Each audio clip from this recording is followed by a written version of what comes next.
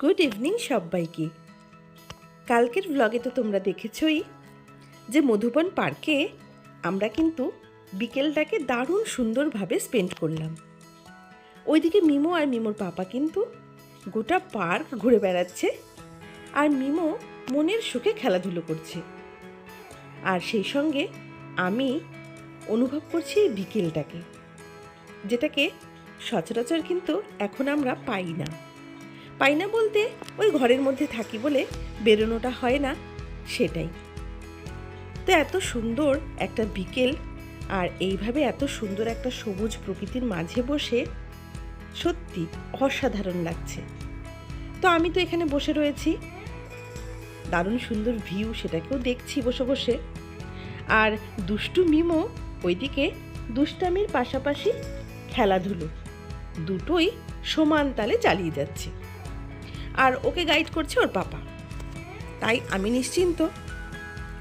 তো এবারে আমরা পার্কের একধার থেকে অন্য সাইডে চলে এসেছি। মধুবন পার্কটা তো অনেকটাই বড়, তোমরা হয়তো যারা গিয়েছো তারা জানো।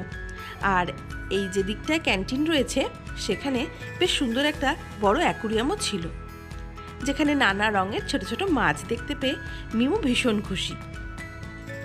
তো তারপর কিন্তু এই পার্কের এই সাইডটা ঘুরবো বলে আমরা একদম শেষ প্রান্ত পর্যন্ত হাঁটতে এসেছি।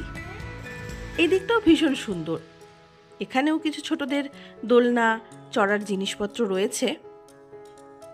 তো এখন ওই 6টার কাছাকাছি বেজে গেছে, দিনটা যেহেতু এখন অনেকটাই বড় হয়েছে, তাই এখনও কিন্তু বিকেলটা শেষ হয়নি।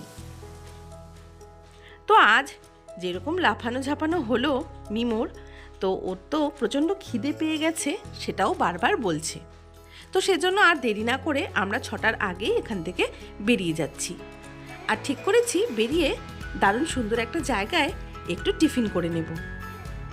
তো বলতে বলতে আমরা শুকনার ঠিক যে মেন মোড়টা, সেখান থেকে রংটংয়ের রাস্তায় ঢুকে পড়েছি। আর সেখানেই রয়েছে এই সুন্দর ছোট্ট একটা রেস্টুরেন্ট, যেখানে আমরা গত বছর একবার এসেছিলাম। তো ভালো লেগেছিল এখানকার অ্যাম্বিয়েন্সটা, খাওয়া দাওয়াগুলো। তো আজ কিন্তু আমরা একটু ইভিনিং স্ন্যাক্সই নেব, তাই বলে দিয়েছিলাম 2টো মোমো আর একটা নুডলস। এখানে ছিল 2টোই ভেজ মোমো, তবে টেস্ট কিন্তু অসাধারণ। একটা ছিল ফ্রাই আর একটা ছিল স্টিম। তো এটা আমরা 3জনে মিলে খেয়েছি, আর সেই সঙ্গে নুডলসও অর্ডার করা হয়েছিল, তবে হ্যাঁ, ঝাল ছাড়া। মিমো তো ঝাল খাবে না, তো চিকেন নুডলস আর এইদিকে ভেজ মোমো। তো দারুণ লাগলো।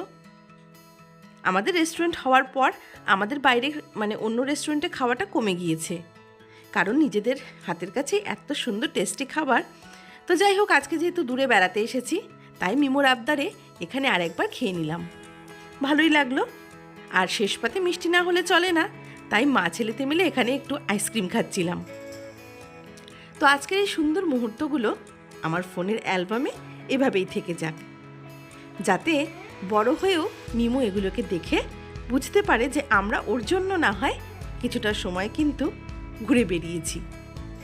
তো দারুণ কাটলো আমার এই আজকের ছুটির দিনটা।